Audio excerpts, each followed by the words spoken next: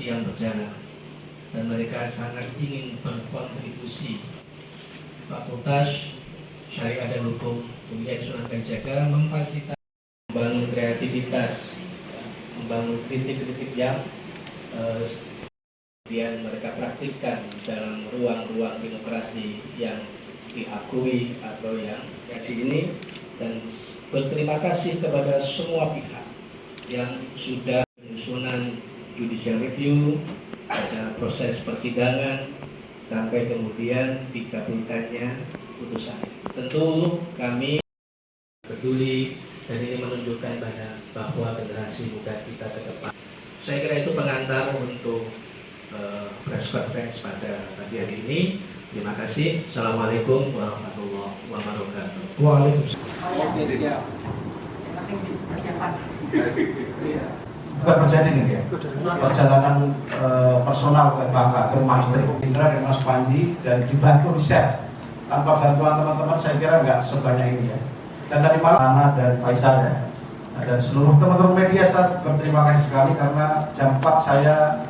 Pada tahun 2023, tim debat kami itu mengikuti debat Bawaslu RI yang memasuki ranah final, yang dimana pada 2023 tersebut babak finalnya menggunakan mosi presidential threshold. Nah, 2023 presidential threshold mosinya kami punya bahan kajiannya, masuk kemudian ada putusan Almas 90. Jika rekan-rekan memahami bahwa undang-undang pemilu pada awalnya itu presiden atau kadipmanya adalah legal standingnya haruslah orang-orang yang dipilih dalam tanda kutip inkasu ini adalah partai politik. Jadi ketika pemilih seperti kita ingin mengajukan judicial review undang-undang pemilu itu tidak bisa, kita tidak punya legal standing kata Mahkamah Konstitusi.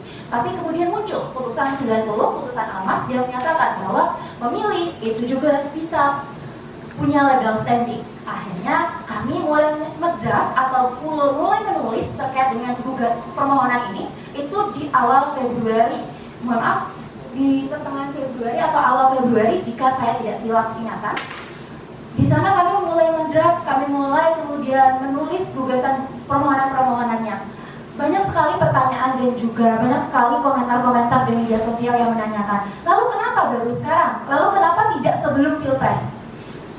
Sederhana saja jawabannya, bahwa semakin dekat dengan Pilpres, maka tekanan-tekanan politik itu akan semakin luar biasa. Tapi di sini kami ingin menekankan bahwa perjuangan kami adalah perjuangan akademik, perjuangan advokasi konstitusional. Oleh karenanya, kami cerminkan hal tersebut dengan mengajukan permohonan setelah Pilpres. Dalam permohonan kami pun sudah kami pertegas bahwa kenapa kami ajukan setelah Pilpres, karena kami ingin kajian-kajian yang dilakukan Mahkamah Konstitusi tidak mendapat presiden atau pengaruh-pengaruh buruk secara politik, melainkan benar-benar kajian akademik, melainkan benar-benar kajian substansi hukum. Dan hal ini terbukti.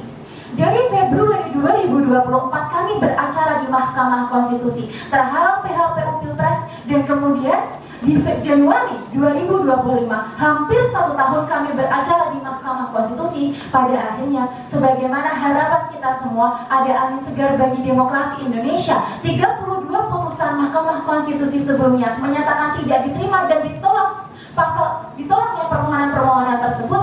Kemudian di permohonan ke-33 ini akhirnya Mahkamah Konstitusi dapat mengabulkan keinginan dari masyarakat Indonesia itu sendiri.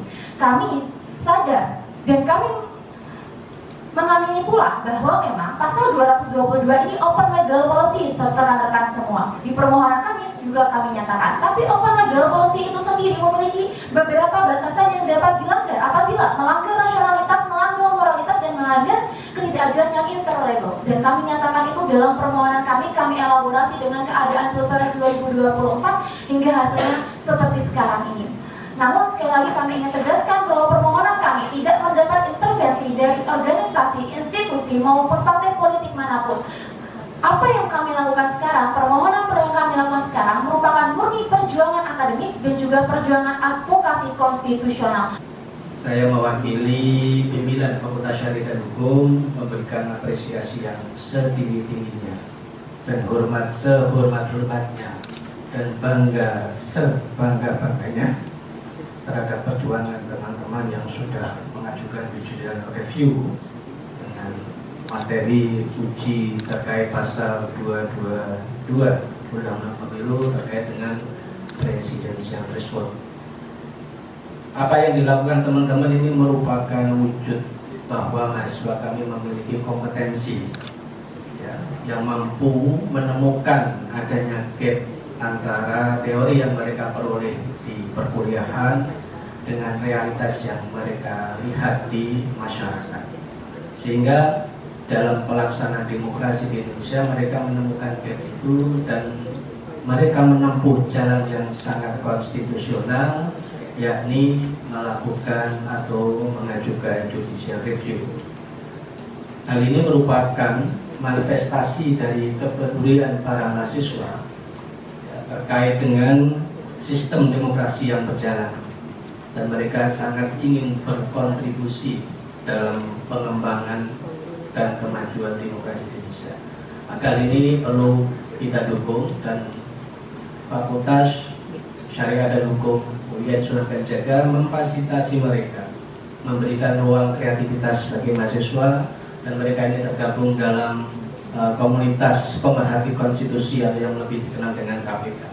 Di sanalah mereka bertumbuh, mereka berdiskusi, membangun kreativitas, ya, membangun kritik-kritik yang mendalam sesuai dengan apa yang mereka pelajari, dan kemudian mereka praktikkan dalam ruang-ruang demokrasi yang diakui atau yang dilegalkan oleh negara. Maka kami sangat mengapresiasi ini dan berterima kasih kepada semua pihak yang sudah membantu berkontribusi mulai dari proses penyusunan judicial review, ada proses persidangan, sampai kemudian dikabulkannya putusan ini. Tentu kami mewakili Fakultas Syariah dan Hukum bangga dengan pencapaian ini. Tapi kami sangat bangga bahwa mereka sangat peduli, dan ini menunjukkan bahwa generasi muda kita ke depan akan mampu menjaga marwah demokrasi di Indonesia. Apakah nantinya kami akan menjadi politisi? Jawabannya tidak. Pertama, kami